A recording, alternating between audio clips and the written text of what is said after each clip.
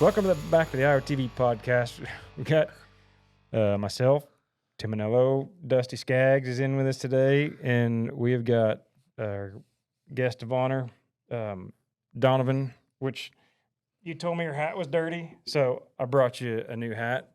You can take that one off. And Wasn't that dirty? No, this one's good. Does it look good on me? Yep, it did. It should say something like Carp King, but you're pretty trusting. You didn't even look at to see what it said. Yeah, what does it say? Well, yeah, take it off and look at it. Oh my gosh. It's like the catching deers, I guess. Yeah, it's actually got it from those guys at one of the bowfishing tournaments. I don't know how many years ago. It is. It's fitting. So I love catching carps. To my left is Donovan Tate with Team Tate Outdoors. That's right, on YouTube. YouTube. So Donovan, I know you and Dusty. Did you guys first meet on when you came to eat the fish? We won't go there. That might be another podcast. That's right. The trailer debacle. Mhm. Yes. So we'll just fly right past that. So Thank you. Donovan and I, we met. Do you remember what year that was? Came down and bowfish with you. Man, We just talked about this the other day. that was the second year that I had been bow fishing. I want to say it was 2017. 2017. I Yep. think around 2017. I just got to Miami. I'd been there for a year. Yeah. And then and I kind of got a hold of you guys because I knew Dave's dad, actually. Yeah, you met at an event or something, right? And then Church. yeah. So I guess I didn't really realize that you had just kind of started. You were only 2 years in. yeah, 2 years in. Oh. And name of it is Arrow Assault Bowfishing in Miami, Florida. That's right. I was really, really upset that I didn't go on that trip. It was a packed trip. We had It looked awesome. well, look at what all you've got to do since then. I mean, we shot gar and 8 gar. I mean, yeah. yeah. And in Miami, gosh, where to even start? So we came down. It was a full camp. We had it was me, Dave, our wives, the camera guy, his wife. Seemed like I must be thinking of your kids because I kept thinking that someone brought kids, but yeah, it was pretty awesome. Shot so many fish down there. You wanted to shoot stingrays. Yeah. But the first night, I think you were getting a little frustrated because you even commented like you've shot everything but a stingray. I wasn't even going to get into that. But since you did, there are a lot of species of fish in and around Miami and Florida, but obviously you can't shoot them all. But there is a pretty big number of fish you can shoot, right? Yes, there's all the unregulated species you can shoot, and there's a lot of fish that that people catch to eat that are not on the hook and line only and catch and release list. So you can shoot them, but they do have to be the minimum requirement size, and also they do have bag limits. Okay. So But there's a ton of fish. Yeah. That's just in saltwater. That's not even talking about the freshwater invasives that we have. How far into? Well, I mean, you just talking about lakes in general, not going up the bayous, or when you go fish into the mangroves, those are still saltwater, right? Yeah, the mangroves are on the saltwater, on the bays and stuff. But the freshwater, we go back into the Everglades in the sea of grass, basically, and we're shooting a lot of different invasive species. One, to know that you can't shoot grass carp in Florida, which is kind of crazy. And every bow fisherman out there will be like, "What? Why can't you shoot grass carp in That's Florida?" crazy. Yeah, because they're giant. But they're, I guess they can't reproduce, so they call that. What do they call that when they're created and they don't reproduce? You just bought some for your pond, right? Yes. Same type. So, but Triploid. statewide, you can't shoot grass carp in Florida. You cannot shoot grass carp in Florida. I didn't know that. because all of them are annoyed. They're all introduced triploid to manage the grasses in the Everglades and in the waterways of, especially in Miami waterways. But they were smart about it. They didn't just dump a bunch of them in there and let them just. Yeah, you don't see breed babies. If you see them, you're going to see giants. Oh, that's pretty cool. So yeah, we spent, I don't remember how many days we fished. We shot a bunch. That kind of one of the things we went down there specifically to shoot was stingray, and saw a bunch. Sort of took turns on when to shoot, and then when it was my turn, granted, I'm sure I don't remember, but I'm sure I missed more than once or twice, and then it became hard, and then we started doing a bunch of other stuff with fish and cooking, and I think we went shark fishing one night, but then it was the night before we left, right? That I shot mine.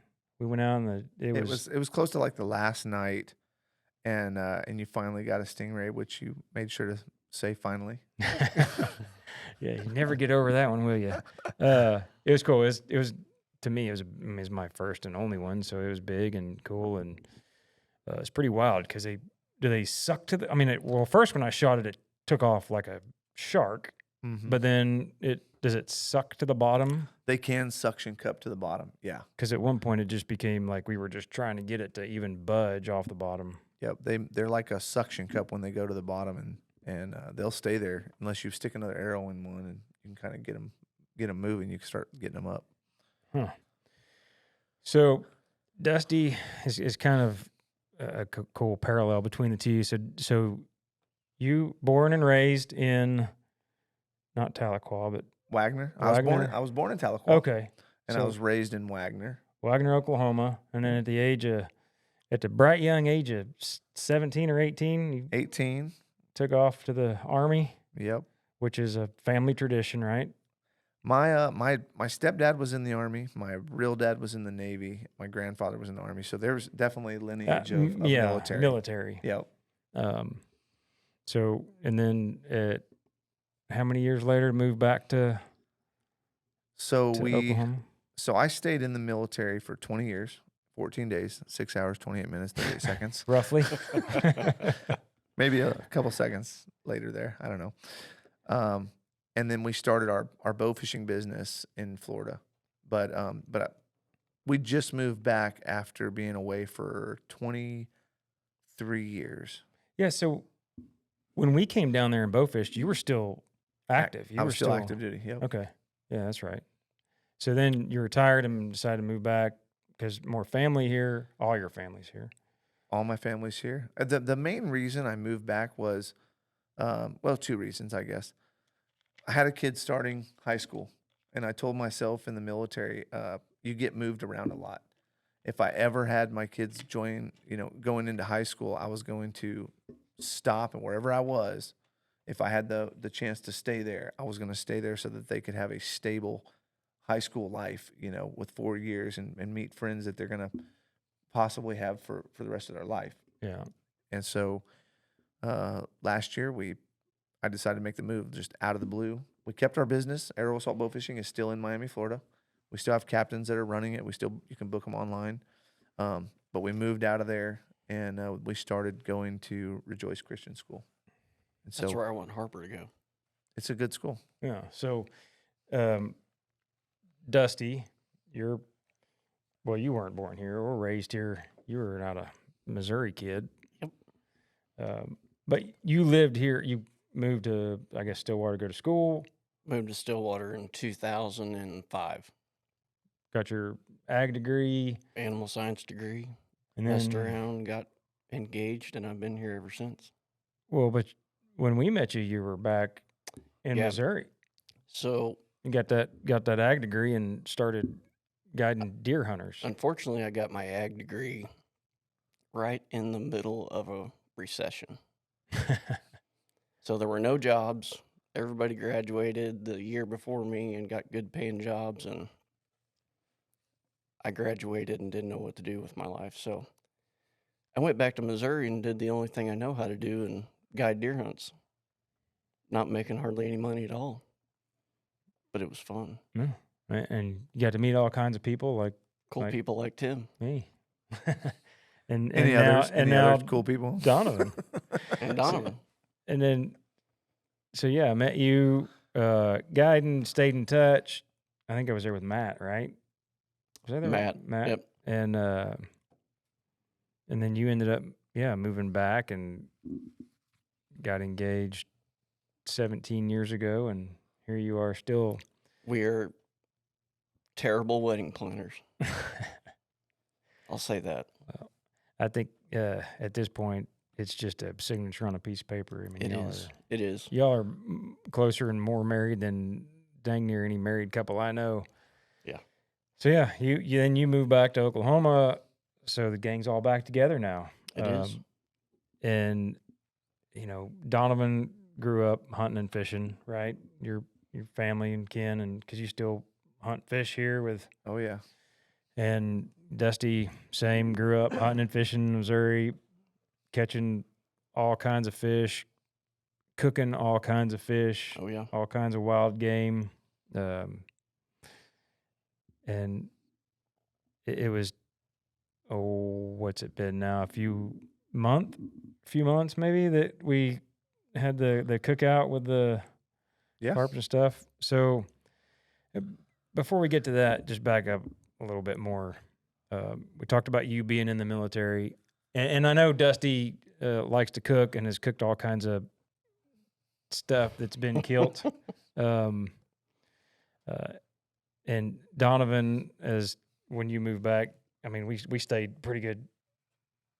Well, heck, we were still fishing tournaments together before you moved back to Oklahoma. We were. I flew out to for the Muzzy tournament actually. Yeah. with you and Tommy. Mm-hmm. So yeah, we stayed good friends, and then once you moved back, and the last couple of years, been on some hunting trips together. Last fall, You guys went on an elk hunt, We didn't went on a hiking trip. And he had to carry I the bow have the whole time. a note here about the elk hike. It was I'd called Donovan and asked him, hey, I got a tag in Colorado, wilderness area, pretty big, don't have time we're going to kind of scout and hunt. I think we hunted 9 days, right? I think a day and a half or so on the north, and then we drove south and packed in, and that was pretty wild. We'd done some training going into it, knowing that we were going to pack in A lot of weight. So in my mind, and you've, Dusty, done way more Western hunting than I have. In my mind, I'm thinking, in Oklahoma terms especially, there's a shorter route that's a lot steeper, which in my mind means, since it's public ground, it's a wilderness, so no vehicles. You have to pack in. In my mind, I'm thinking, all right, well, if it's steeper and harder to get in, if anybody's in this area, they're probably legitimate hunters. They're not just in there screwing around, and they're going to be invested in the hike in. Right. That was my thought process going into it. So that's where we hiked up into after a day and a half of hunting the north end and camping out of the trailer. And that was a pack. Big, I don't know what the packs weighed. We never did carry them back. I know one thing, that the packs weighed more when we were going out than they did when we went in, because we went out once and refitted ourselves and brought more stuff. You would think would be the other way around. Well, I don't think so. And we didn't plan on bringing it all out in one hike out. You just sort of talked me into that. But yeah, to your question, Dusty, it was an elk hunt. We hunted like crazy for elk and saw one. Oh man! Right, one spike, small bull, I guess. They had wanted no thing to do with us. One of the crappiest hunts, but one of the best trips of all of my hunting for different reasons. I mean, every you can pick out a handful of hunts that you would say are my favorite because they all, there's a whitetail hunt that has a huge event or something that happened that makes it one of your favorite. There's an elk hunt that, killed on the first day and it's a giant that, you've got that experience, but then you've got another elk hunt that, we spent 9 or 10 days hiking every calorie we had off and saw one bull, but it was still just an amazing hunt for so many reasons. But that's what makes it sweeter when it all comes together, though, right? Yeah. When you get to shoot one at 6 yards, I mean, that's what makes it even better. Yeah. It was, there's, I guess, to call it a failure in the way of, did you bring home something to eat? It was a failure, but as a hunt, no, man, it was majestic. The views, the feelings of, I hit my wall. Everything that we had trained for on the hike in, we stopped and set up camp, not where we really wanted to be, but I know for me, I wasn't going any farther. I mean, it was a weird emotional, I don't know how to describe it. I don't know that I've ever pushed myself to the point of just my body felt like it was going to give up. It was beyond just my mind at that point because I pushed past that wall, and I had this weird emotional feeling when we decided that we're here. It was like, and it was almost, tearing up for what I can't understand, but it was in a cool. comfort crisis. It was a discomfort crisis. Let me tell you, it was. When we got there, it was like we're home. We're ready to start. Like we got to the point and we found water. Yeah. That was the key, right? We walked this extra, I don't know, mile around this thing that we found that there was way easier shortcut that we ended up taking on the way out. But when we found water, it was just like, okay, we're home and we can start the hunt. And then to find that we were actually at a Airbnb spot for campers because it was perfect. It was perfect. Like, yeah, it was perfect. Someone else had camped there before, but it was perfect. What did we see there that had from other? So, well, one, it was circle flattened out. Plus, there was like a fire pit already there, and then there was this big rock face that was. We built that fire pit. Something else was there then, the stones or something.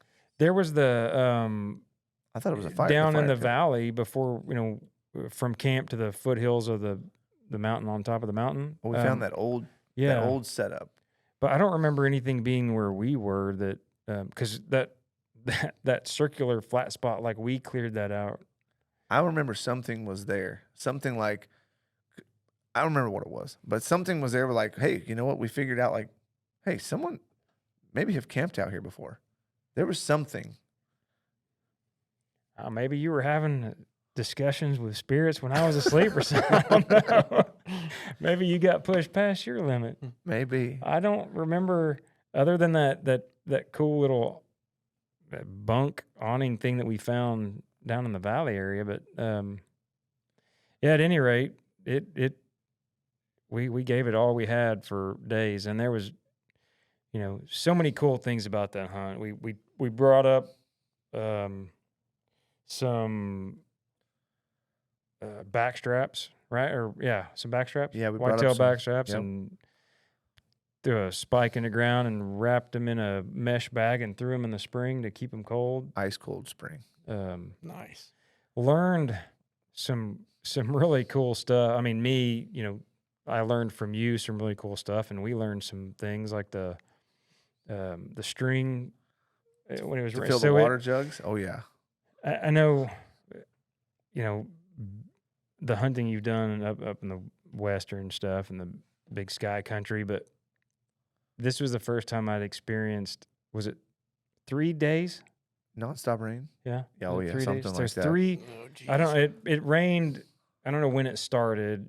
Like it started at night, and it rained all day that day, the next day, and most of the third day. And I had never experienced, being in there and living in just this little tent with 2 guys and most of our gear because it's pouring down rain. It got skinny quick. I think it was midway through the second day. But anyway, let me go back. So it's raining.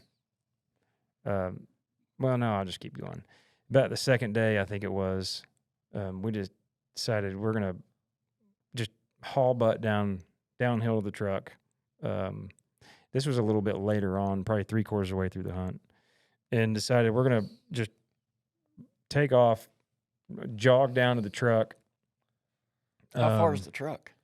3 or no, wait. Well, so that's about 3 miles, 3.5 miles. like that. Yeah, Not bad. it wasn't so Not bad bad. on the way down. Now, looking at the trail there's these real tight switchbacks, and I'm, looking at if you got those big switchbacks that tight on a hiking trail, but going down wasn't hard. So we, had in our mind, we'll just run down to the truck. It's 3 miles, 3.5 miles, and I think that's when we found, looking at the map, like Onyx. I think we're like, look, we came around this circle. Circled around into where we are. I think we can just go straight to where we drop off the side of the mountain to head down to the truck, which, it cut off like 1/2 mile or 3/4 of a mile. Yeah. Something that I wish we'd have known on the way in. And it wasn't even that hard of a hike, too. No. But it was, I think what it was a marsh normally. And so it would have had water in it, but it was dry at that point. And we took the high side of it, and it was, it cut off like 3/4 of a mile. So we ran down to the truck. I don't remember if we took a shower or bath before we went and grabbed something to eat. Did we shower off first and then decide, let's run into town? Yes. So we had another burner down at the truck. So we boiled some water, dumped it in a tub, and used some dead downwind wash or something. Took a little quick hot towel bath, and then decided, it's raining, and if the forecast is like raining for all the rest of the day, that night, and most of the next day. So I was like, let's jump in the truck, drive into town. We're going to be late, later getting back, but who cares? We can't hunt in the rain, pouring down rain. So we drove into town and got a hamburger and some M&Ms. And a tarp. That's right. So they got another tarp. Yeah. So we did do it before the big rain. Before the big rain. So when we got back up there, the wind was starting to pick up and blow. I don't know. Let's say the campfire was west of the tent. Well, the wind was picking up from the west, so blowing from the fire towards our tent. And so Donovan's like, hey, we'll get another tarp and hang it down as a sidewall. So one sidewall and one top wall block the rain from blowing in. We can keep our clothes hung up over the fire to dry out. And on the way back up, besides the tarp, for whatever reason, we decided to carry a half a load of all kinds of other stuff. And so we hauled that stuff back up with us, hunted after the rain stopped for I don't know how many days. Oh, the cord thing. So we're trying to catch water because from where we are, it's still maybe a half mile, I think, to where the water is clear enough. We started getting it from there to filter it and bring it back. So we're like, hey, all this rainwater, let's just catch the rainwater. It's coming off the corner of the tent. And then by the time it gets down to the ground, it's, in 5 million drops. And I don't know. Oh, while we were tying up something, I realized every time I grabbed the edge of the tarp, the water would just fly right down my arm, right? It would stick to my arm. So I was like, hey, what if we grab a piece of paracord and tie it to the corner where we're trying to drain it down to the tub, what what you call that? We had the canteens, The and stuff. big plastic expandable water water jugs. jugs. We ran a piece of paracord from the corner of the tarp. So we already had it kind of downhill from where it was tied. So from the corner of the tarp down to the ground where our water jugs were. And as soon as we tied it on, it was like a actual water fountain. Like it just was pouring straight down that. Like 30 seconds to Paracord. fill a gallon. Nice. Yeah, we thought we're going to fill this gallon jug and see if we can fill it in, I don't know what we said on the video, like 5 minutes. And yeah, within under a minute, we had filled a full, was that only a gallon? No, I want to say it was like a 2 gallon because it expanded out. Yeah, it was exponentially faster because all the water was concentrated going in. But then we were getting crap from all the wind blowing in and, coming down that pieces of wood and silt and the mossy stuff that's flying off the trees. So Donovan grabbed a paper towel, wasn't it? And he wrapped it around there like in a big ball at the top of it. Filter. Yeah, it just worked just like a coffee filter. All that stuff was hitting it and getting stuck on it, and just the water was running down. And so for like 2 days, we had all the water we could drink. We didn't have to go to the water point. It's Yeah. amazing feeling. And then- You said something about M&Ms. Hold on. This thing about the M&Ms. Okay, our very first site we went to, we were up in the mountain, tired and stuff, and this guy come over, and he was talking to us. There was multiple campers and hunters right there. So this is the first 2 days. We were first in 2 a days. different spot. He has this giant bag of M&Ms, and he has the audacity to come and stand in front of us and talk about hunting, eating these chocolate peanut covered M&Ms, and all I wanted to do was eat some M&Ms.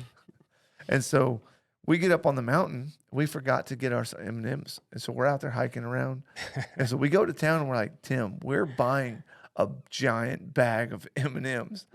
Well, it's 2 funny. pounds? The guy sat there and he talked to us for, I don't know, 30, 45 minutes about how exhausting it was and, what we decided to bring to eat. And, I think that might have been the night you grilled the little Fish, the trout. the trout little fingerling. Mhm. I wish if we'd have had 1,000 of them, I'd have eaten 1,000 of them. But the guy's talking to us, and we're just talking about how exhausted we are, and this whole time he's got this. I don't know what's bigger than a family pack. It was a 2 it's like a- pound bag. It's like a teen pack. It was Yeah, 2 pound bag. Sam's special. It didn't even offer. Like, So you want a handful or one or No. no, just he's talking the whole time. As he's eating them and listening, and he'd talk and he'd eat. I know that guy don't have no friends. He turns around and walks off, and is just kind of quiet for a second. And Donovan turns to him and he goes, "Can you believe he didn't offer us any M&Ms?" And I was like, "What?"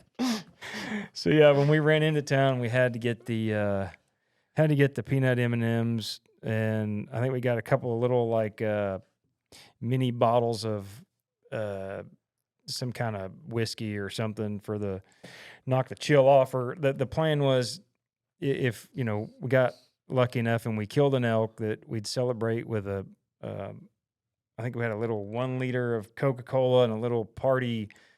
There might have been 2 shots or 3 shots of whiskey or something in there, and that never happened. Jameson. Yep, Jameson. That's why you guys didn't kill a bull. Didn't drink enough whiskey. Well, that might have been it too, but you were ready to celebrate. Planning the celebration. Yep. Yeah. Well, let me tell you, there was one of the days. As the trip got longer and farther, and we didn't see any elk each day is going by, and we're expanding and hiking farther, and man, it might have been 2 days before the end. We decided we're going to make a loop. We went to the tallest peak that we could hike to in a day, and then walk that ridge line. And at one point, Donovan was like, "What are we going to do if we kill an elk in here?" And I was like, I am content with not bringing his head and horns out. Like it would have had to been a state record that I would have packed, or we would have tried to pack all the edible meat between the two of us and pack it down and then back to camp But what we had to go through to get down without walking, I don't know how many miles to go back around. You had to, well, if we killed him, we'd have to go back to the top, walk the ridgeline all the way around. So that wasn't going to happen. So we just gone straight down and then through a bunch of really thick, marshy, just a long hike back. And at that point, with the exhaustion and everything else, I was for the first time was like, you know what? I can honestly tell you, it's not about the horns. Yeah. Like, if I'm being real, it's not every single hunt you can say that. And this one was like, absolutely. It's just about the meat. And if we find a legal elk, he's going to get it. Oh, I hunt Montana. I mean, every year that I draw a tag. But if I find a legal bull in Montana, he's got brow tines, he's getting shot. I mean, there ain't no doubt about it. You've killed some dang good mule deer up there. I've killed some. I mean, those couldn't have been the first ones you saw on the trip. No.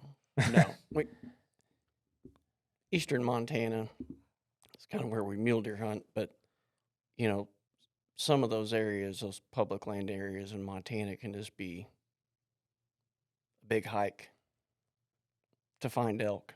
Yeah. And finding a bull with brow tines, I'll shoot him with a bow. Really? Oh, yeah. I've not. New Mexico, different story for sure. But Yeah, we drove through New Mexico to get to Colorado. And as we were driving through there, we saw some elk, and he was telling me about, my very first hunt to Colorado was going up to this mountain. And Tim's like, this is where we've killed big bulls and done here and this and that. And I'm like, man, this place looks awesome. And we get to Colorado, I'm like, where do you start? Because we're going into the mountains. I'm like, I've never been here. I'm like, this is amazing. Like, where do you start? Except just going, oh. yeah. Yeah. And it was, that was, as far as me hunting, that was the first elk hunt I've been on that I was not, with a guide or somebody that knew the area. It was a fully going in blind. There's a lot of talk on the e-scouting now and classes like that I think are, would be very helpful. I just kind of guessed through, not guess, use your best educated guess, right? Looking for the springs and the water holes before you get there. But, we didn't have a week or two to get there and scout beforehand. So, on the way up, we're looking at the map and just kind of bouncing ideas off each other. But yeah, it was the first time that, gone in with just basically blind and wanted to kind of see, for one, how good was I really? And That's how you learn. Well, I have a lot to learn because I was not that good. I don't know, really hindsight, obviously, but I don't know, the elk just weren't there. Our first couple of days, we weren't hearing nothing. And definitely when it rained, we didn't hear nothing. But there was a couple of days where we did hear some bulls, and we started moving in on them. But from the stuff that we had to go through to even get to where they were, and the wind was wrong. It was just, you couldn't get a right wind. The wind was going to the mountain no matter which way we went in and around them, tried to. Well, we did find a bull, and we did put eyes on him, and we were within 60 yards, but he was walking away from us, and we weren't ready to shoot, and we never saw another elk after that. And I think just going in blind, finding the sign, hearing the bugles, because nothing called back to us, and then putting eyes on a bull, that was a success in my book, just from everything that we went through. It was tough. Yeah. Like I said, learned a lot of from tricks, stuff from you, that, things that you learn in the military that come in really handy, whether it's cooking or packing, whatever. Learned a lot, about myself in situations on what I was really capable of, pushing myself, and, learning to enjoy different things, or realizing, I guess, that, I enjoy certain things that I didn't realize, or I don't know. Like I said, it's a strange emotional. Even now, thinking back, something about it. We got to talk a lot. You know, we We got to did. really talk about the good things in our life, our families, our wives, our kids. It wasn't just focused on the elk and the hunt. And, you know, you really get to appreciate when you're away from those things that you love and you're roughing it. It makes you really appreciate what you have back home, you know, and what's waiting for you. And no matter what size your house is or what you're living in, it's definitely better than sleeping on this rock. Tim was sleeping on like a 7-inch air mattress while I was sleeping on a 1/2-inch foam pad. But I try to tell you. hey, we See, made it. you I'm learned alive. something. I didn't die. That's right. You learned that you need a little bit bigger sleeping pad. You learn to appreciate things in the mountains. That's Well, you for run sure. out of, especially when it's an extended trip like that, you run out of just the. Battery power on your phone. Yeah. What a blessing. Well, hopefully you just run out of signal altogether, but you run out of the little chit chat stuff. The how's the weather? What are how's the wife been?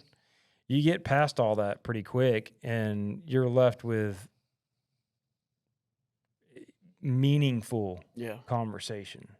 You always get those people that walk up to you and like, how's the family doing? I'm like, it's going to sound bad, but do you really care? You know, like You're that. right. It's small talk. Yeah, you're Yeah. right.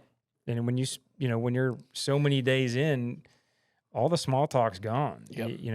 You start connecting and asking questions and finding things out about each other that you never would have.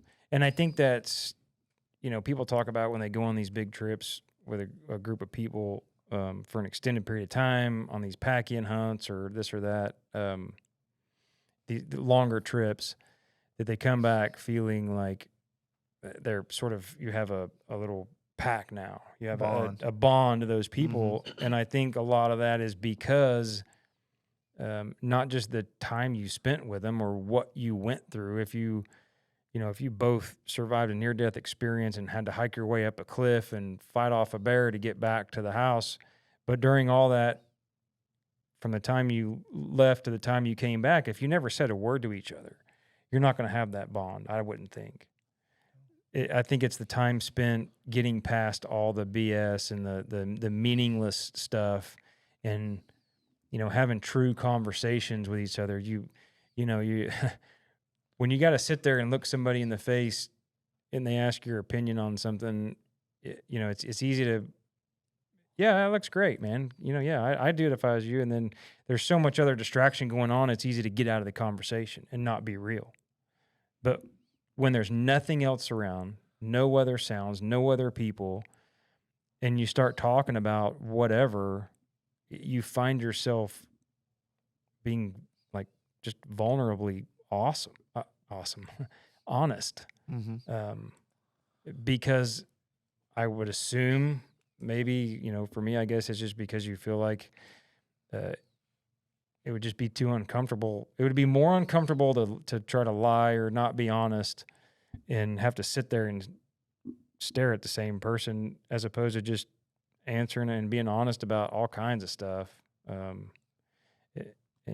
Things that, we'll never, not because it was bad or, illegal or anything, but just conversations that you have and that we had that we'll probably never tell anybody that we had the conversations about. I mean, just because it just meant something. Whether it was how you cooked something or what you really liked about growing up. I mean, it's, I don't know, it's a neat feeling to get to that point where You learn things from one another too. Like Tim does things better than I do in some areas, and I might do some things better than you do in some areas. And when you're in the woods together and you're being a woodsman or, a mountain man, I love just being in the mountains, but there's a bull, let's go after him. We can't do that. Why? Because of the wind. What do you mean the wind? Like sometimes you bounce ideas off and game plans around each other and you end up being better. after the trip. Yeah. Yeah. Or you find out that you thought you were really good at something, and then someone, you find out that the guy next to you is so much better at it. But maybe was just humble enough the whole time you've known him that he never told you he was 10 times better at it until you're out there, and all of a sudden you're trying to, heck, I don't know, thought you were good at building a bridge across a stream, and all of a sudden your buddy who you never knew had the talent or ability to do it. You think about those guys that hunt strictly private land in New Mexico and they kill bull every year. Half of those guys could get lost in Montana and not get within bow range of an elk for 10 straight years on public land. Yeah. That's the truth. Yeah. But if you got an open mind and you listen and you learn from the people that are better than you, that's how you get better. Mm-hmm. Surround yourself with people that are better than you. Yeah, that's why I'm here with you guys. I was thinking the same thing, though. That's good. Well, we can't all be thinking it because we got off. I don't know how we went from bow fishing and eating trash fish to elk hunts, but I think probably because we'd all rather be elk hunting right now. Because it's coming soon. It is. It cannot come soon enough. I've got a bull tag in Montana. I got a deer tag in Montana. My buddy's got a sheep tag in Montana. Probably more excited about that one than anything. Is it a once in a lifetime? Yeah, it's like 1%. He's a resident. Jeez. It's going to be. So, but could he ever draw it again, or is it? Just actually, I think low they. percentage? I read there was a guy that said it should be once in a lifetime, but it's not. What kind of sheep? Is it Bighorn. Oh, bighorn sheep. Bighorn, yeah. In the breaks, yep. True. It's Yeah, gonna that'd be awesome. It's gonna be wicked. Is it a rifle hunt or a bow hunt? Both. Oh, yeah. Yep. Either or? Yep. Oh, okay. Full season. Nice. Has he been out scouting yet, or is he? Not yet. I'm gonna make him hold out for a big one, because I think we can kill a 200 in there. It's gonna be. I'm stoked. You're over there shaking. You're that happy? They're and it's that's steep country, right? For those bighorn, aren't they up in the? Are they like some of the aoudad that get up in the steep country? The breaks are hard to. I've never been out there, so. It's the river breaks. It's hard to explain. It's gumbo. If it rains there, you end up with 10 pounds of mud on your boots. It doesn't look like much until you go to hike around in it, and then it humbles you like instantly. I don't know where we were that we hunted in that. I don't remember what the term is for that gumbo caliche stuff that. I just call it gumbo. Yeah, when it rains, it's like every step it just keeps collecting, and it's even hard to kick off your boots. That's just nasty. I remember this was 15 years ago probably.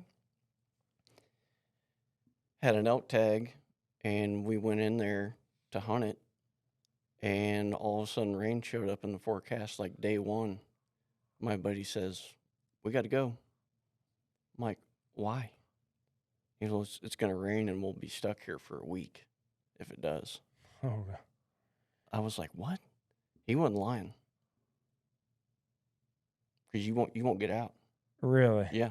Just because of all the creeks and the roads. Oh, they just wash out? Well, it just sticks to your tires and doesn't come off, and you just can't go anywhere. Oof. Wow. Sounds awesome. You know, when I was in Iraq, I went to Iraq twice. Iraq has this moon dust. We call it moon dust because in the summertime when it's hot, you step on it it's like powder. But when it gets wet, it's like concrete, and it's just like you're talking about. Yeah. Just every step is just thicker and thicker and thicker, and it's the worst stuff. It sounds a lot like it. That's yeah. Stick with regular old sand. I'll stick with concrete. So what?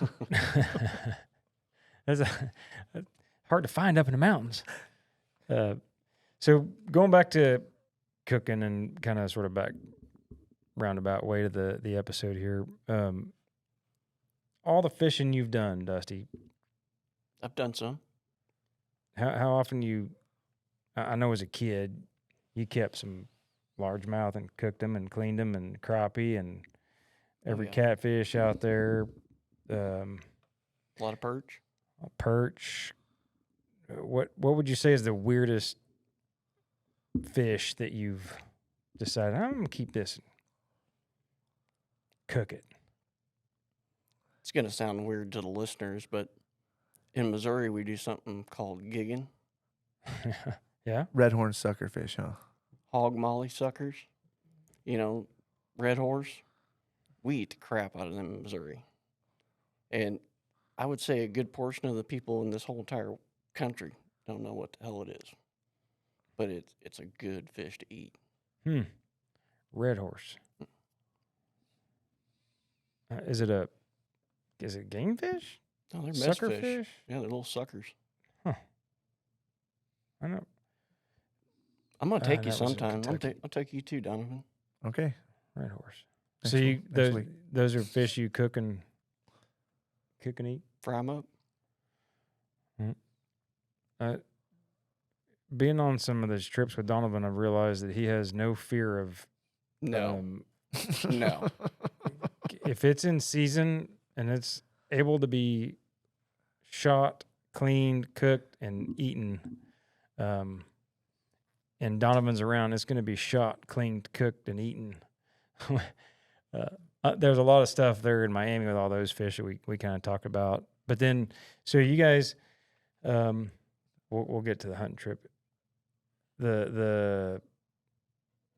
Well, just quickly, you were one of the first, or were you one of the first that started shooting and eating of the iguana in Miami? So with our bowfishing business, we started, we are literally the innovators, and we started the whole iguana hunting in Miami, Florida. After us, and we took Tim Wells out and started shooting with the blowgun. And after that, it blew up. We started booking lots of trips, and people would come to kill them, and a lot of people would want to eat them. So we would skin out the legs and eat them just like chicken wings. Did they have They tasted a little bit tougher than chicken legs, like chicken wings. Did they taste like white meat, or they taste seafoody? Nope, they tasted just like, it tastes like chicken, really. Seafoody. I don't know why I said that. What tastes seafoody? Seafood. I meant like more fishy flavor. Yeah, because they're a reptile. You're wondering if it tastes like turtle or snake or something like that. No, they had a lot of meat on them, that just like a chicken. But what's different is they had white muscles. You know, like on a chicken, you have like the white meat and the dark meat, right? Yeah. Well, on their arms, you had like white and dark in the same place. Like frog leg. Like, Well, frog leg I see is like more white. Yeah. This is more like, but on the hind quarter itself, you'd have some white meat and some dark meat. yes, exactly, Huh. like mixed in. So I'm not sure what they're. There's a big what difference that's in for. flavor between the light and dark meat. I couldn't tell you after we cooked it. You know, we normally would just batter them up and fry them, and then toss them in some sweet chili sauce and bake them. And then, So you didn't really know what piece you were getting. It was deep fried. Yep. So Yeah. what year did you start? What year did you guys start shooting iguanas? So you started wanna the outfit say in 14 or 2015? I got or there in 2016? 2016. And So did I? You know what I'm getting at? Did I start the trend of shooting iguanas? you were pretty much right around that time. Yes, you may have. Oh, you shot one from a boat? Kayak. Yeah, From a kayak, little didn't you? molded, a little Yeah. kayak from. I forgot that. Could have been part of the whole idea. I'm gonna go with that. You can own it. Yeah, should have entered that in the record book. But what was funny is I met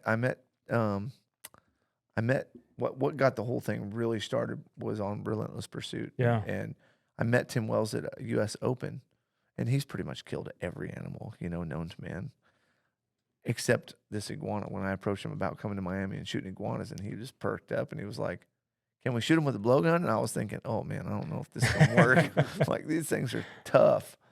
And he did. He came down and retrofitted a blowgun with a little reel on it, which later him and I worked together and we built the Fish Hawk blowgun. Yeah. And but he retrofitted that thing, and episode of us killing iguanas in South Florida hit, and everybody and their brother want to start coming down and killing iguanas. So we said, let's do it. Yeah. That's awesome. And So from fish to iguanas, trying to think of what was first, a porcupine or the armadillo. I'm guessing that it must have been the porcupine on a western Oklahoma hunt. Did I tell you about that? About him? About us? I don't think so. So I don't know what we were. Oh, we were going out to shoot some pigs with thermals, and there was we thought it was a decent sized pig at first, and then the closer we got, it was a porcupine. And so Donovan was like, "Hey, can we kill these?" And so the outfitter, the guy there was like, "Yeah, whatever." So it was legal, and so Donovan was like, "All right, shoot him, and we'll clean him and cook him." And I was like, "Yeah, that sounds like a great time, skinning out a porcupine." But we did. We shot him, brought it back in, and slowly skin this thing. Yes, some good thick leather gloves, some pliers, and a sharp knife, and a broom to keep the quills in one area. Got it skinned out. Why do I feel like we killed more than one and ate more than one? At any rate, was it the porcupine? When they stink, did it stink, or was that the No. armadillo? Armadillo stinks. So the porcupine, everybody's standing around looking, and there's, I don't know how many people are in camp, and several guys from Louisiana. So they're, they had everything. And all of them were like, you're going to cook the porcupine? Like, it just seemed so, I don't know why. What are you, crazy boy? It seemed weird. That's what they look like they want to say to me. Yeah. Are you crazy, boy? But once we took that skin off, though, the deepest purple like meat that you've ever seen. And I was like, man, this is going to be awesome. So go ahead, Tim. Tell the story. I mean, I was getting ready to toss it to you because I don't remember how exactly you cooked it, but well, I'll tell them. Yeah. So I cut it up and quartered it and battered it and braised it, and then we added some stock, added some carrots, celery, onion, mirepoix, add a little bit of whiskey, and then some herbs and spices, and we slow cooked that thing. And we went back on the hunt, and when we came back that night, we had put it in the crock pot, but I pan-seared it first and then put it in the crock pot and finish it off, and it just shredded.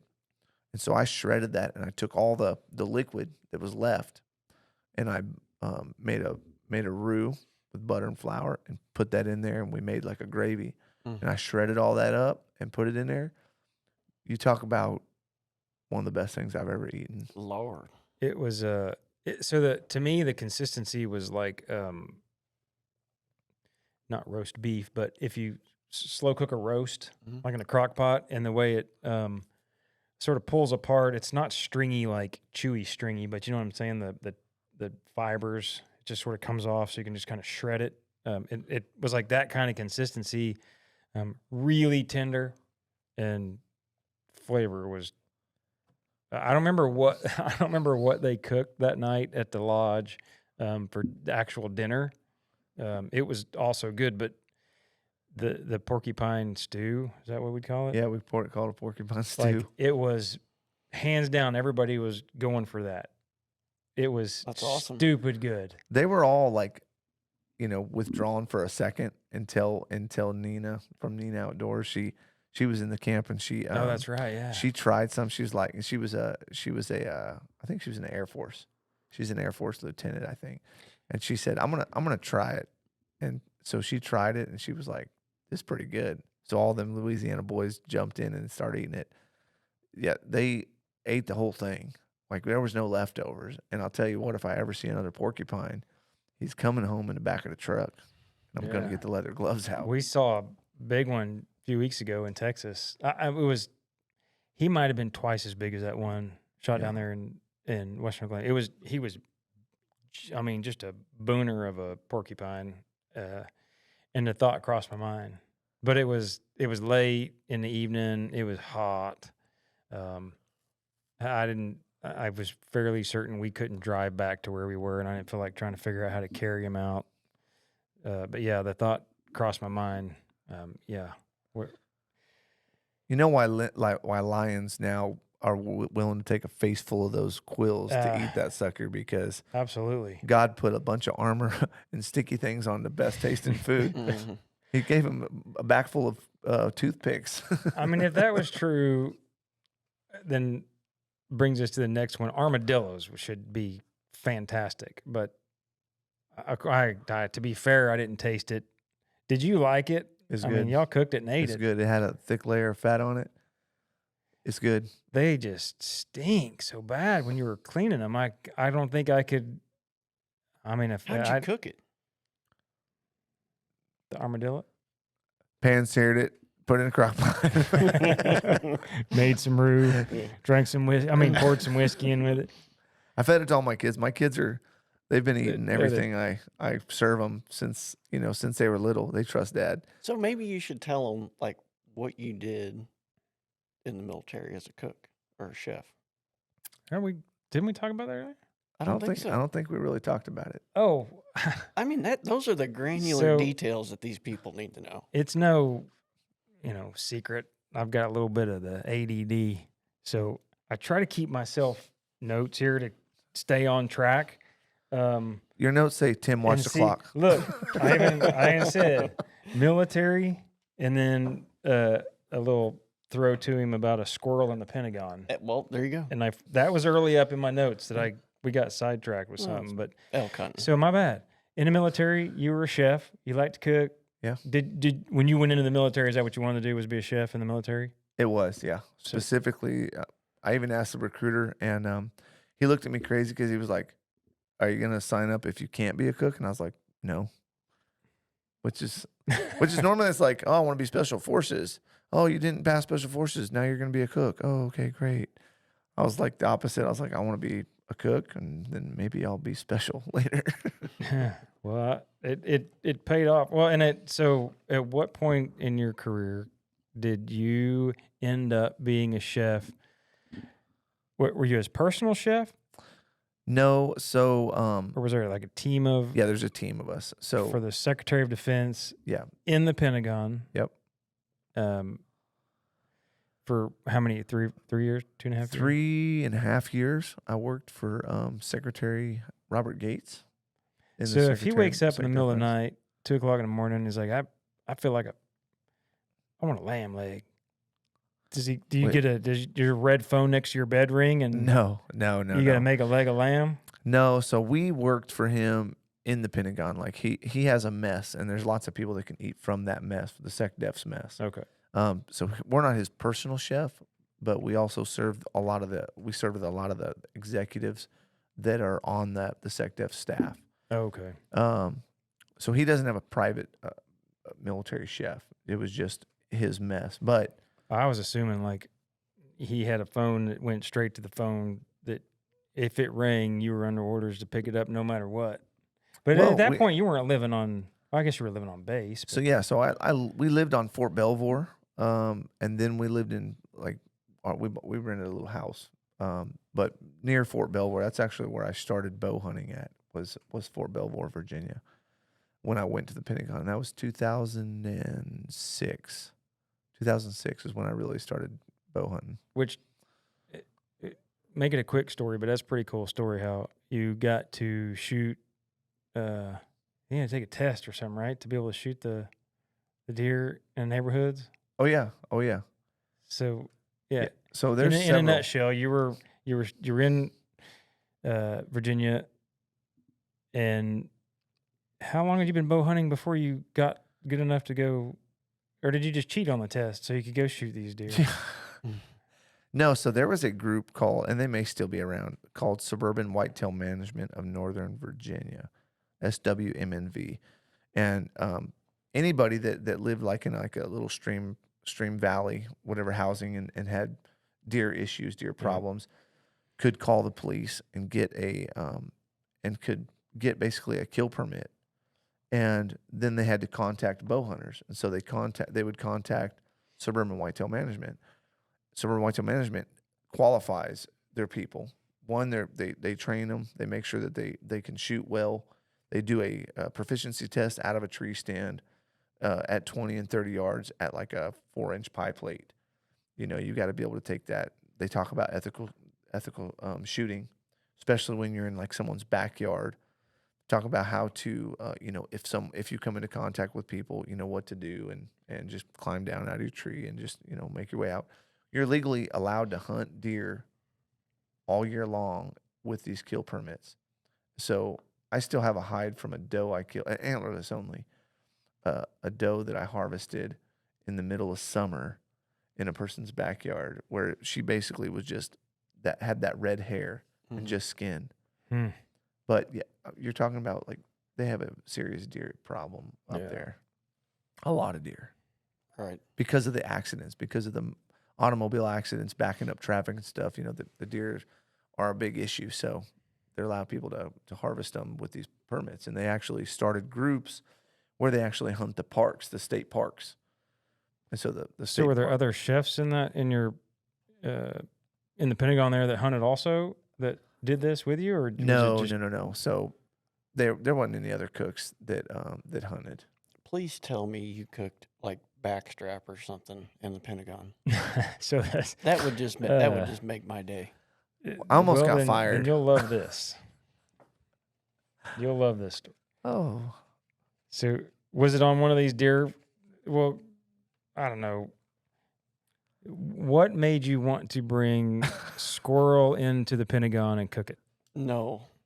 Yes. Okay, so That's awesome.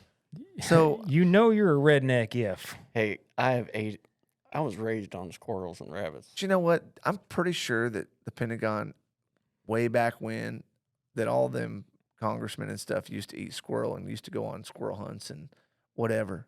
You know, that's kind of our heritage, right? We've went away from that. I haven't.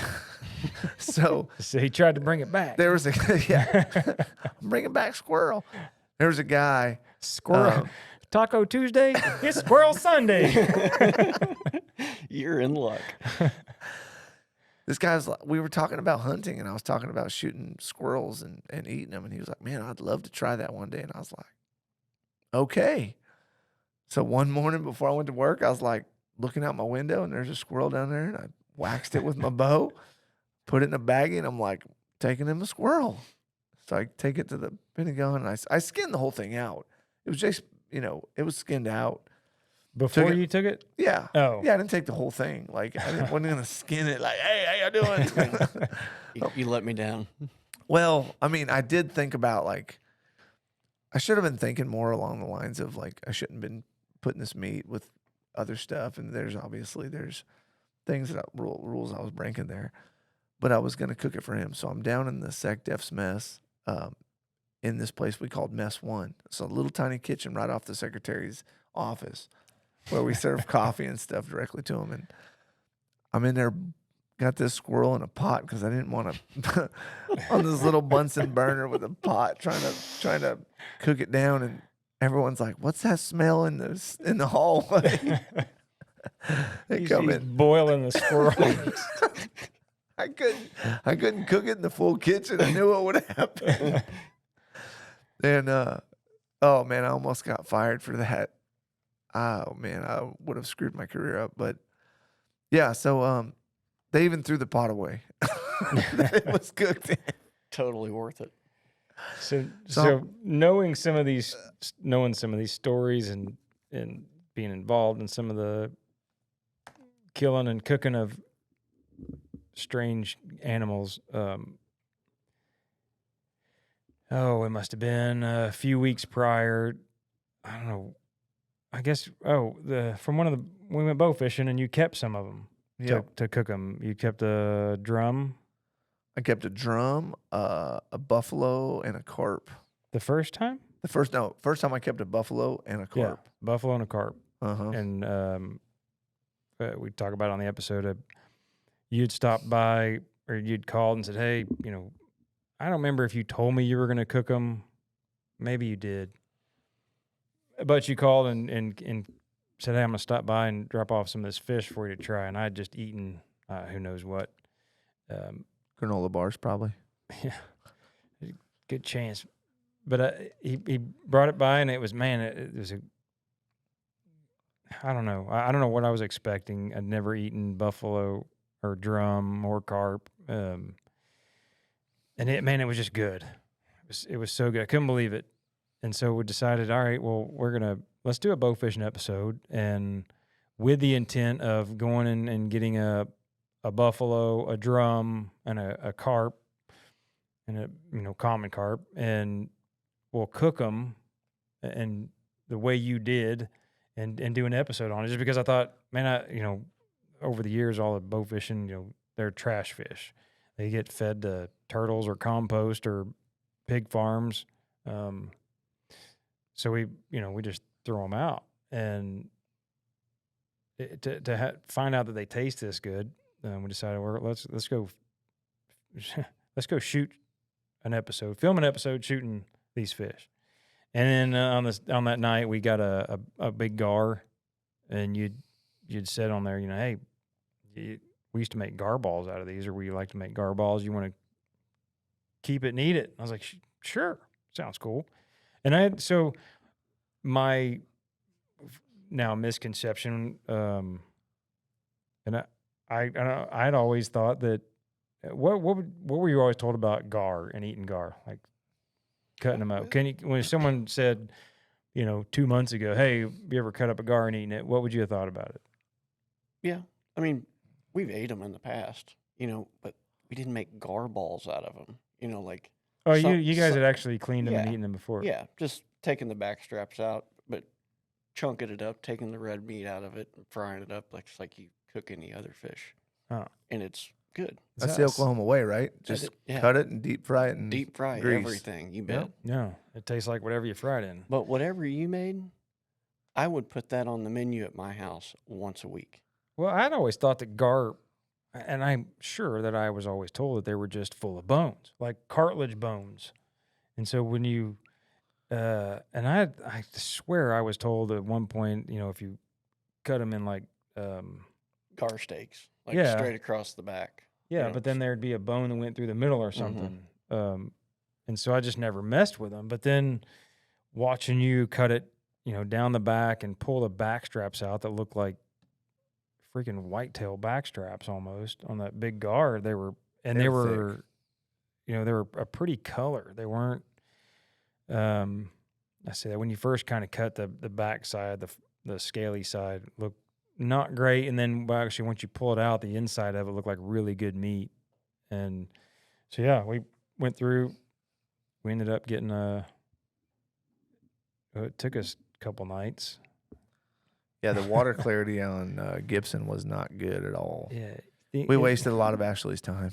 You think, man, you would go out and screw up and shoot and see more fish than we did that night, but it was terrible. So we went back out to Skytook, and it was that's my home crystal clear. But then the wind picked up. But we ended up got a gar, a drum, a buffalo, and a common carp, and so we took a fillet off of, so there's two fillets on a fish. So let's say the left side of each fish, we decided we're going to smoke it, and the right side, we're going to put in the oven. Mm-hmm. Filleted them out, and oh man, I was going to write it down, and I thought I'll remember it. The name of the sauce. Was it Backens? Yeah. Pecans? Pecans, Backens. It was an octopus with a headlamp on. That's right. It's what'd you call it though? It was a Japanese barbecue sauce, basically. Okay. Is what it is. You can buy it at Walmart, and I'll tell you what it was. It was darn good. Yeah. See, and that's it. So for the three. So we're not talking about the gar. We're talking about the buff, the carp, and the drum. Took one fillet, both fillets, and we just soaked them in that stuff. That's it. We didn't salt, pepper them, no nothing. No. Just that Japanese barbecue sauce and marinate them for a day, and then just straight in the smoker and straight in the oven, and then. And we smoked them. It was super hot, so we were trying to keep it at 175, I think. Yeah, between 180 and 200, we were trying to smoke them about like that. And I'd have to go back and watch the episode. It was running a little bit hot, but we smoked them, I don't know, about 3 hours. You start to feel them just sort of dry up, right? Mm-hmm. So they weren't mushy. Pulled them off the smoker. The ones in the oven, I can't tell you what. I think we did it like 350 for like 30 minutes, 20 minutes. Yeah. It wasn't And long. I mean, so the ones that you brought over a couple weeks prior, those were oven cooked, right? Or were those on the grill? I want to say the ones that I gave you were the ones from the smoker. Okay, that makes sense. Because when we did them for the episode, and I think you said that at the time you preferred the ones from the grill too, the smoker, Oh, the yeah. smoked fish. Oh, yeah. Yeah, it was. I don't know. Overall, it was just better than the other one, but to have those 3 fish taste that good was such a surprise. It was one of those things where, like, I got to tell people, like, you got to try this. I don't think I'll like. Yeah, you will. My dad always used to tell me when I'd say I don't like it, I'm not going to like it, and he'd argue with me. Or if I said I tried it and I don't like it, he'd say, "Yeah, you do." I was like, "No, I don't." Yeah, you do. I'm like, "No," but yeah, man, just fantastic. And so with those, we shredded them up. Which one didn't have bones? The drum. The The drum was like basically any other fish, like crappie or sand bass or Yeah. whatever. I mean, you can fillet those out and cook them up Yeah, just it like a was regular easy. fillet. The buffalo had a medium amount of little bones, little hair Those pin bones? Yeah. They have they're feather bones. Feather bones. Yeah, so the carp and the buffalo both had feather bones, but one of them, I want to say it's the buff, has like a lot bigger feather bones, like a Yeah, they were whole bunch easier more to pull feathers. out. Yeah, they all are real easy to pull out once you cook them. They pull right out. Mm-hmm. Yeah, it's not something you're gonna salt and pepper the fillets and throw them on a bed of rice. Like what you ended up doing was basically shredding them up as you're pulling out the feather bones, and then we made fish tacos. Some good fish. But tacos. I mean, even just the straight fish by itself was. Oh, yeah. I mean, Oh, yeah. it's crazy, and then so the episode is actually airing this week, and we've already got several emails. I got some emails today, and it was airing this evening. So that must have been East Coast or West Coast. But at any rate, wanting to know the recipe for the garballs. So Which is my favorite. I'll try to get Ashley to put it in the comments to list it out. But then we'll also just, if you can remember off the top of your head what it was. I know. I'm not even going to. I can list them all off right now.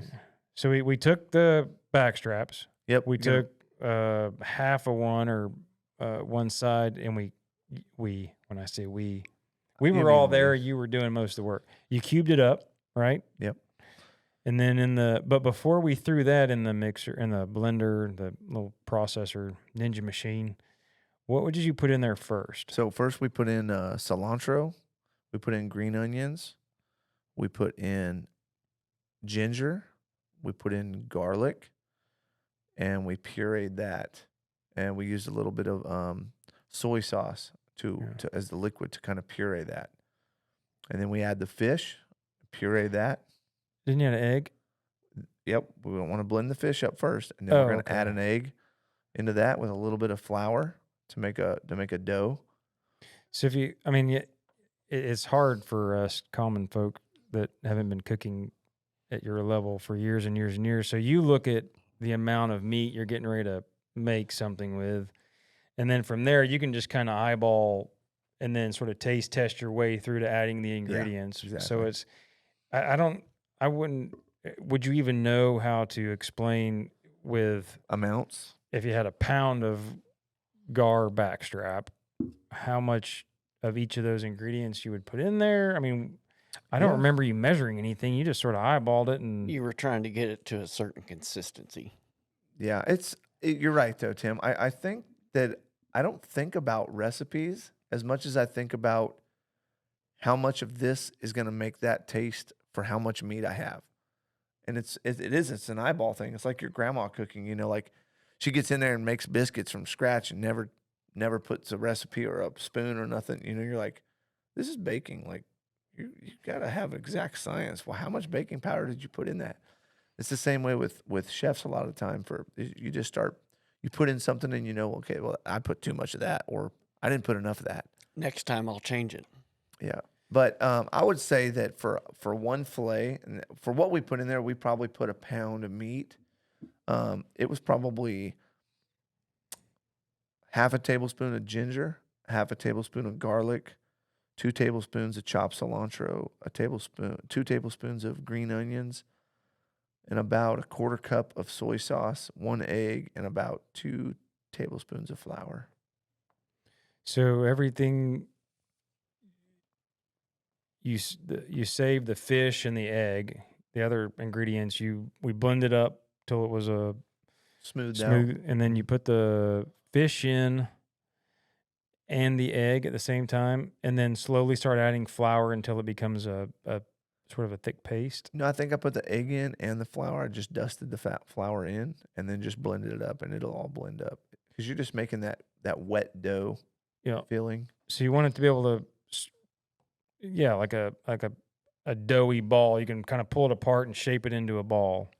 Yeah. Yeah. I would say for those guys that fry fish a lot and make hush puppies, when you get that meat to that hush puppy texture, you're ready to drop it into the and then this is the secret. One of the secrets is you don't go buy no special stock or nothing. Don't spend that extra money. Right. 25-cent pack of ramen noodles. You take the shrimp one, you open that shrimp packet, and you put that shrimp packet in that boiling water, and that's your flavor for your stock. And so, yeah, I think we put some onions in there too, didn't we? And we did throw some onions Slice in there. Some onions. Yeah, just because we had them. But yeah, it was so the ramen noodles, shrimp flavor. Toss the ramen noodles, empty the shrimp packet into the water, it wasn't a big pot. I mean, it was only like a 5-quart pot. No, I don't even think that. It was like a 2-quart saucepan. Okay. Yeah. And got it to a decent boil, and then dropped the pasty balls in, and they sort of sank. And once they come up to the top and float, they're done. They're pretty much done. Mm-hmm. Pull them off, and it was, man, the craziest of all weird fish. I think that, and so far in my life, has surprised me the most. I think of all things I've tried, having a notion of what I think it's going to taste like, and I don't know if I'm sure it had a lot to do with the ingredients you put into that mix, Mm-hmm. but I could have eaten those till I got sick. Oh, if we'd have had 100 of them, I think I could have eaten 100 of them. Yeah. Yeah. And it's I don't know, the consistency was sort of a... Buy any sausages. There's a good one. Yeah. I was kind of thinking like a hard-boiled egg, but... And I'm a fan of those, but those garballs are way better. I think Savannah sausages with garballs. Oh, man. So I'm going to try that next time. The way that I started this recipe actually was I was bow fishing. I was stationed at the Pentagon. We were bow fishing on the Potomac River, and we shot some long-nosed gar. And I took them home, and I cleaned them the same way. And I thought, man, how can we do this? And my wife's Asian. She's Hmong. And I decided, we eat a lot of soups. Mm-hmm. So we eat a lot of ramen. We had like 3 kids, and I'm like, ramen noodles a big thing when you got little kids. Oh, yeah. But, you have to add meat to ramen noodles. So I said, man, let's try to make some like fish balls, because you can buy meatballs at the store. The Asian store even has meatballs. I was like, let's just make some fish balls. And so we boiled these fish balls off, and we started making a bunch of them and then vacuum sealing them and freezing them. Oh, and then all you got to do is make a pack of ramen noodles and just take a few of those and toss them in your soup. Bam, meat in your ramen noodles. So was that recipe, has it changed much since the first time you sort of tried this? No. It's just something you came up with because that's what you had in the cupboard? Yeah, pretty much.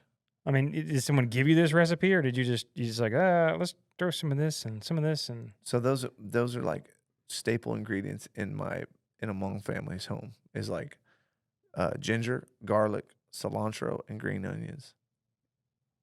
okay, so it's got a And soy sauce. Come on, everyone's got a bottle yeah. of soy sauce, right? I don't have any backings, pecans. No, but we didn't use that on the gar. Oh, that's right. so So it's a Hmong influenced recipe. there you go. No, that was a question. Hmong garfish. Hmong garfish balls, Yep, Hmong garfish balls. not bung. Trademark that. Yeah, that was just crazy. I mean, I don't know of all of which has cultivated or spurred more ideas of wanting to try. I mean, you've already been doing it with some of this weird crap you're cooking and eating. It's because I'm starving to death and I don't have enough money to feed my kids. We're gonna eat whatever critter walks around on the property. Right. And that geez, let's go back 100 years, 200 years, and that's what they were doing. And like you were, one of the things I didn't really think about that you brought up, talking about like the drum. In Oklahoma, they don't get real big, right? They're a white. I've seen some. Silverish. I've seen some pretty big drum. Oh man, I've caught some Here. Oh yeah. Like Oklahoma. I've caught some on a half-inch or half-ounce jig at Grand and Skytook that they knocked the rod out of your hand and Like you're talking 10, 15 pounds.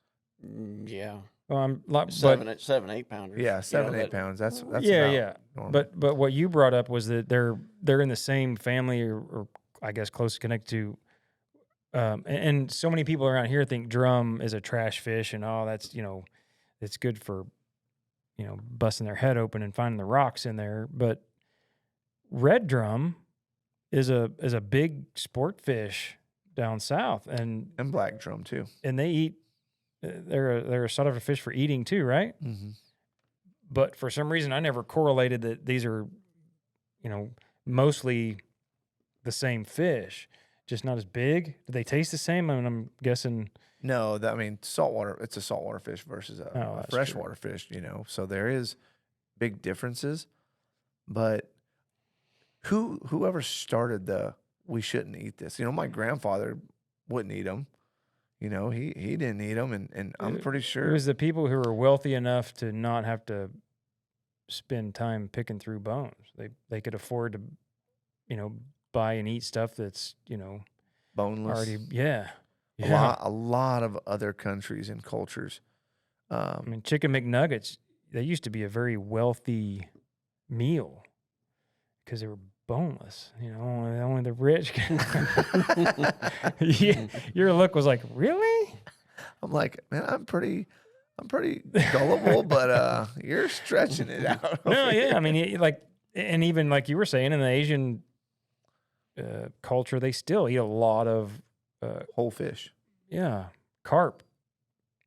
I mean, specifically, yes. Yeah, it's a it's a staple meal there, right? Some type of protein. I'm telling you, when I have moved around in the military, several different locations, I bowfished almost everywhere I went. And I would find an authentic Chinese restaurant, and I would take them a carp. My very last carp I killed, I would take it, put it on ice.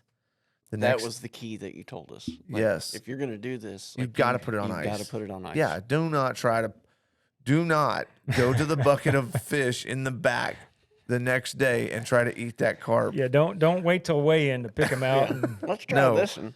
No, just like on the episode, we shot it and it came off the arrow into a cooler of ice, and you want that fresh fish. Mm-hmm. But I would bring a fresh fish to the Chinese restaurant, and they would trade it. One fish would trade it for whatever I wanted on the menu. My family ate so much Chinese takeout. That's crazy. General Tso's chicken was like a staple in my house. Where was this? Is it Virginia? really? Oh, yes. And my buddy even did it in Indiana. He went and traded his carp for in-store credit, and he would buy shrimp with the in-store credit.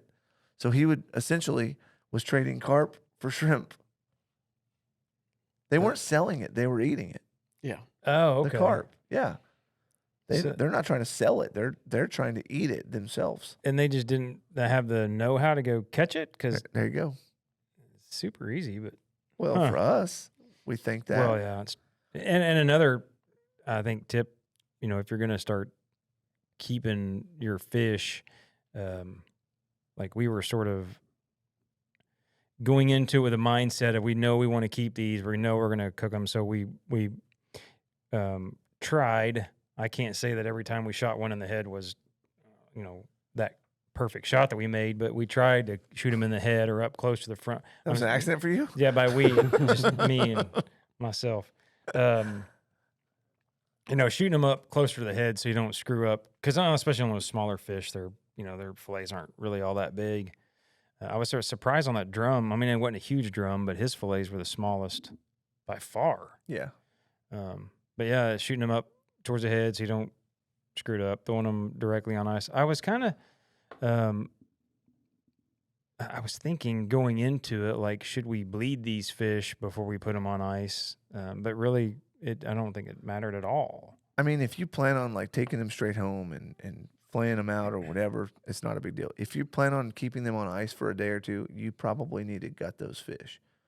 You know, you need to get the guts and the Yeah. ventrals out, and just like a deer or something like that. Yeah. You know, you want to get the bad stuff out of them and get them rinsed out as quickly as possible, and then Makes cooled off as fast as possible. But we were going straight home, and we wanted to show the viewers from start to finish, and we didn't want to skip anything. So Yeah. I think if there's, one thing that would have been good to show if we had a time, the episodes are constrained by, so many 30 minutes. You get 18 minutes of content or something, but to be able to, really talk someone through it the way we did here, the what you do with the fish, because it seems a little bit overwhelming, especially if you were just to tell somebody, look, you're going to take this gar with 10 snips and run it down its back and chop down from the head and then the tail and pull them out. Being able to show them, it was, I think, huge. And we didn't have time to go into stuff like you showed me a trick on the buffalo. I think it was a buffalo where if you cut the fillet off just right, where you could pull the bones and they would just sort of come out together. Oh, just breaking that fillet right where Or that's what it bone- was, yeah. It just break after it was cooked. We just broke it, and all the bones all popped up, so you could just They were in a line. in a line. Yeah. Yep. And then I don't remember, just in case somebody on those emails wanted to know the ingredients for the fish tacos. I mean, that's kind of open to whatever you want to put in there. Yeah, fish tacos are one of those things that you don't have to stick with the whole, because one thing about fish tacos, it's not like regular tacos. It's not ground meat with chili powder and cumin and all that stuff. Fish tacos are supposed to be on the fresher, citrusy side, right? So we used a little bit of wasabi mayonnaise, Mhm. and we yeah. used Oh, that was good. sour cream, and we could have used mangoes or pineapples, but we didn't get any of those. But that's that stuff that makes fish tacos like. You go somewhere to the Keys or something, and you have like fresh mango fish tacos, and you've got the spicy, the sweet, and the mellow from the cream, from the sour cream, and a little bit of we didn't use lettuce, we used cabbage. Yep. We shredded some Crunch. cabbage for the crunch. Mhm. Yep. And you stay away from some of those other ingredients that you have with regular tacos, and you make it fresh and citrusy and new. And that's what. No refried beans on the fish taco. Yeah, no refried beans on that fish taco. No, it's really, and it sucks thinking back that as a kid, I had such a strong preconceived idea of what I thought stuff would taste like, that I never tried so many things. Fish tacos sounded awful. Something in my head Because all you saw was fried fish on a tortilla. Probably. Yeah, because that's the only way, growing up, Yeah. eating fish was either just grilled if we were in, camp somewhere, or deep fried. And I thought that just doesn't go good with what I think of as a taco until we went to, down there in Miami and you, I think, convinced me to try them. But so many things. To this day, I've never tried sauerkraut. I cannot. Oh, I'll man. never. I'll love die. sauerkraut. Tim, I'll you're die missing. before. You're missing out. No, I'll die before I try Tim, that. it's like the gar Oh, of. yeah. It's the gar balls, Tim. They're like gar balls. Yeah, but garballs didn't smell like Are you being serious right now? donkey. Okay, look. Don't eat sauerkraut by itself. You've got to tie it in with like a bratwurst Mm-hmm.